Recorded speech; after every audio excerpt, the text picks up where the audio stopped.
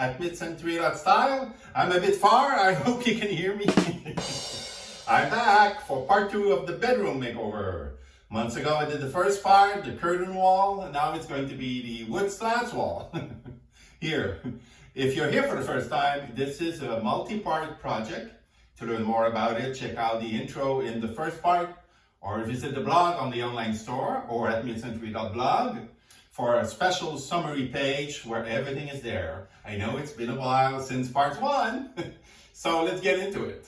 I've decided I will remove the baseboard. It's very small and I won't replace it. And at the end of this video, well, in a few days in real life, we should have a beautiful wood slats wall to reveal. Let's go! Here's the plan. We'll be using what's called 2x1s, which in real life is 1.5 by 3/4 inch. The boards will be equally spaced for a total of 52 boards and a few extras. As for the other supplies, here's what we have. Minwax water-based conditioner and semi-transparent stain, easier to clean water-based. The color I chose is Special Walnut. I got one 32-ounce can of each, a bag of lint-free rags, a tube of liquid nails, a dispenser, 1 gallon of matte black paint for the background, painting supplies, of course.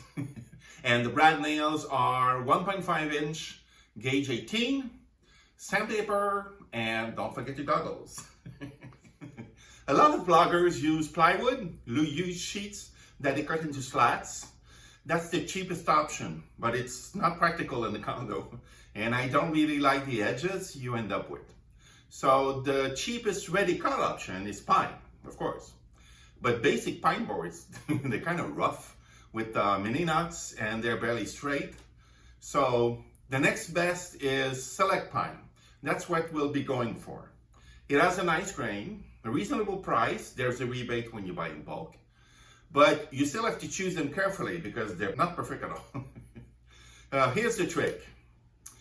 Select the ones that look good to you, at least on one of the larger flat sides. Then check if they're straight. How? In front of you on the shelf, there's a huge metal support. That's straight. Just put it on there. Or you can use a column in the store. You can even use the floor if you had to.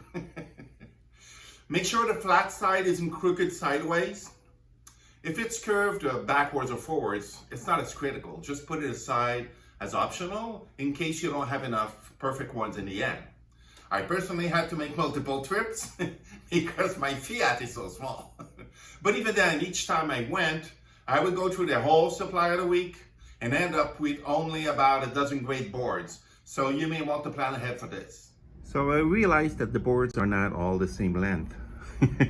So you cannot count on measuring how much you need to remove.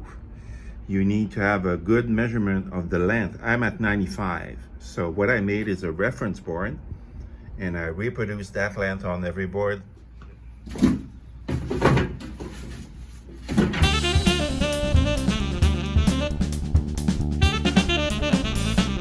So for sanding, I found this from Sandnet.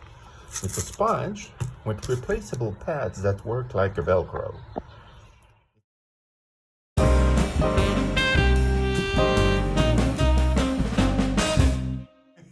So I just finished the pre-stain on the wood.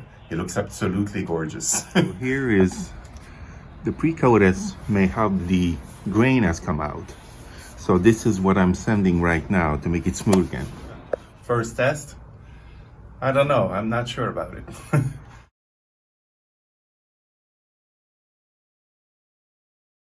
This is one coat and this is 2 coats. Let me show you. But then this I'm trying on a black background like I'm gonna do with the wall. I don't know, it's just hard to do. It doesn't look as good as I thought. Maybe I don't have it right. Now I think I got it. So what I was doing is I was trying with a brush, like painting. And then I thought, why is everyone doing it with a cloth? So I tried that, a very light coat that was way too light.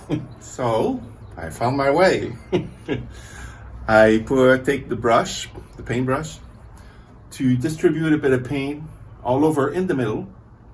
And then I take my cloth and spread it all over. So let me show you the difference.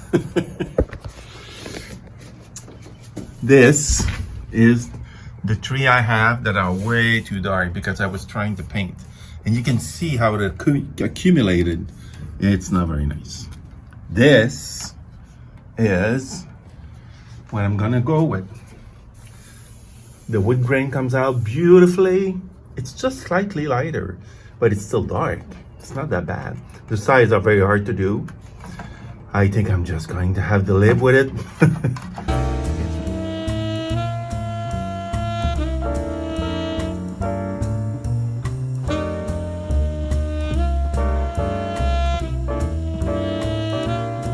I just finished staining the wood and it's dry now.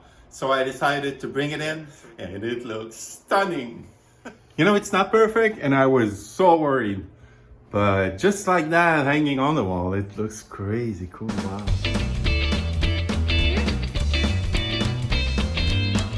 The black wall is done. It's beautiful. I went with the cheapest paint. I just said what I needed it for, and they said they have this ultra dark flat paint that's gonna do perfect. Now, what I'm gonna do is we're gonna play puzzle, because here is my wood. It's all here. So I classified it into different batches because they're not all the same. Some of them are pretty nice. This is the batch that I like, that look the best. This is medium. This is bad with a defect because one has a scratch that that just happened because it fell on the floor. Some have a bad spot of stain. Some have a darker spot that's my fault. Some have a bad side because I didn't, Some are too light. So I'm gonna take them all in, put them here like a puzzle, one after the other, and I'm gonna switcheroo.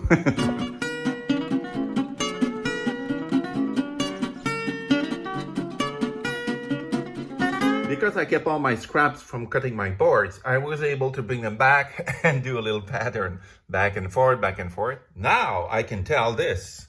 I'm gonna have a block here, empty space, board, empty space. So what I'm gonna do, I'm gonna start here, walk my way down, then come back, start here, walk my way down.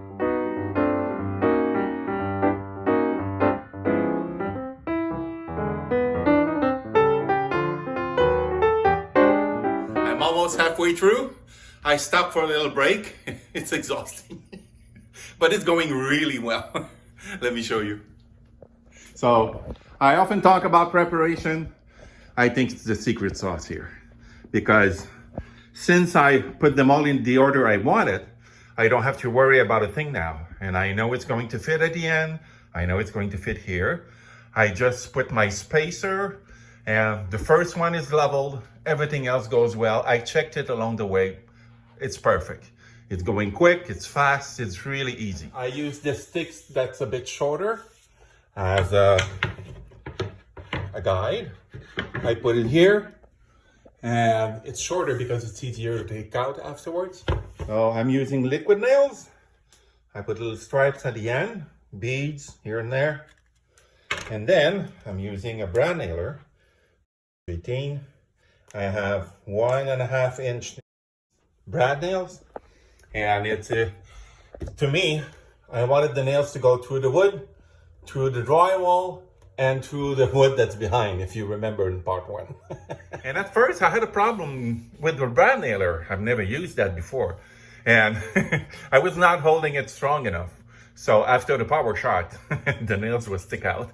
Now I know how to do it. I hold it really strong. And it's going so well, you can't even see the holes. If you hold it a certain way, it'll make horizontal holes. If you hold it the other way, it'll make vertical holes.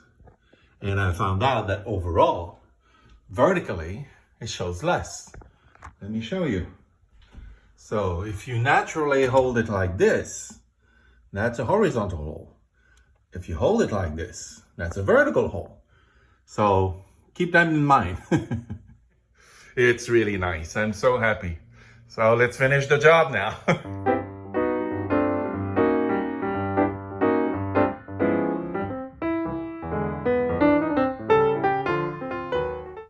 there was one.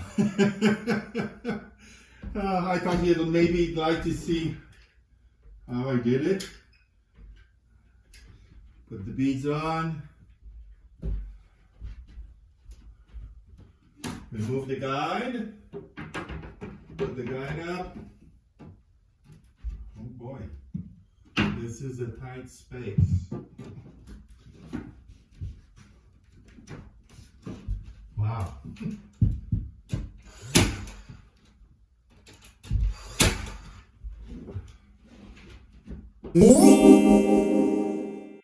Hey, we're done.